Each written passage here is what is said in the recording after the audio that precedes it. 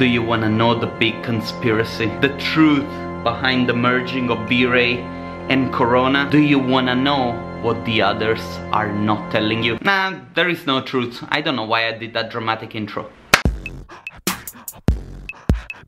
A designer, a teacher, and a friend. His show will make you laugh and entertain you to the end. He shares his life on video for you to get inspired. He doesn't take himself too serious, so just subscribe. Love pizza, love dolls, and love Nutella. Fabio will take you around with him and show you how La Vita è Bella. Hey. One of the most exciting things that happened last week, of course, beside the D2 conference, was the big, huge announcement of Chaos Group, the makers of V-Ray, acquiring Render Legion, the makers of Corona. Oh no! My life is over! The CG industry, it's officially over. This is the worst thing that could happen to archivists ever. Switching to F-Storm. Worst French accent ever. I love how passionate the community gets when it comes to the software and 3D rendering engines that they use to make pictures. Although, I gotta say, sometimes it's a little bit scary and overwhelming to see how far the comments of some people can go. The news is a little bit like finding out that my wife used to be a man. Sure, you can still use it and maybe have a little bit of fun with it, but it kinda leaves a foul taste in your mouth that ruins any future enjoyment. How did rendering engines go from being a software to being transgender people getting married?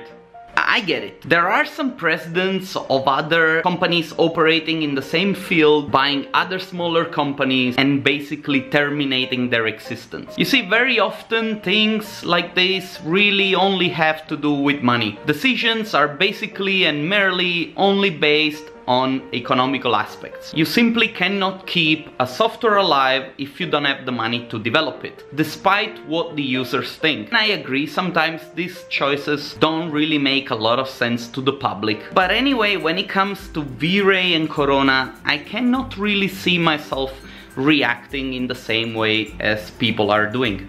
Chaos Group has a great track record of developing rendering software for the users in coherence with the users' expectations. Actually, very often the functionalities and new features added to V-Ray exceed the expectations of the users. At the same time, Render Legion are kind of like the new kids on the block, and they've developed cutting-edge technology that has always pushed the competitors to do more and better. If we look at these two specific points, in a way it is fair to assume that both companies and both software do have sort of the same DNA. Now, people do like to assume their own things and voice their own opinion using social media, making radical posts, but that doesn't necessarily mean that everything is true. I personally had the chance to talk firsthand with both companies. As a matter of fact, I was there at the D2 announcement, and here's a picture to prove it. So let's just make a couple of things clear. Render Legion isn't really in mainly for the money. If that was the case, they could have called Autodesk and they would have said, okay, you want it? Get it. They could have cashed out, call it a day. If they were not concerned about the continuous development and the life of Corona,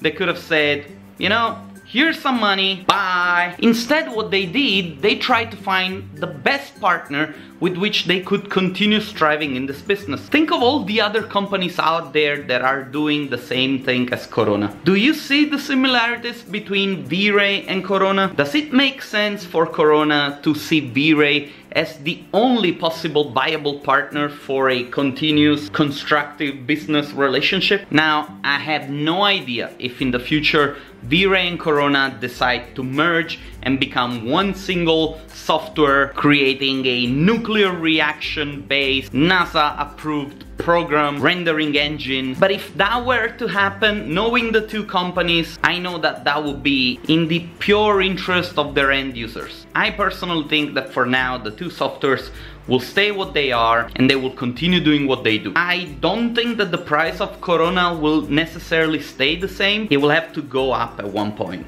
I know that people want to have a super cheap, affordable solution, but 20 euros a month for the quality that Corona gives, really is very little, especially because of its continuous development. It's simply great software. You guys should understand this, and you should understand that quality needs to be paid. Also, I think that together the experience of V-Ray as well as the talent of the Corona team will basically push the two teams, bouncing ideas off each other, and create some healthy competition within the firm itself. I tend to remain optimistic, and I hope you do too. After all, only time can tell. Anyway guys, change is bound to happen, whether you like it or not. Anytime something can change. It can be about a rendering engine, a 3D modeling tool, some sort of workflow that you're used to. I don't know. If you do keep on working in this field, you should be aware that change can happen anytime, and you should be flexible enough to accept it. That's all I have to say. Let's wish the V-Ray and the Corona guys good luck for this new venture, whilst you and I guys will see each other soon. Okay, have a good one.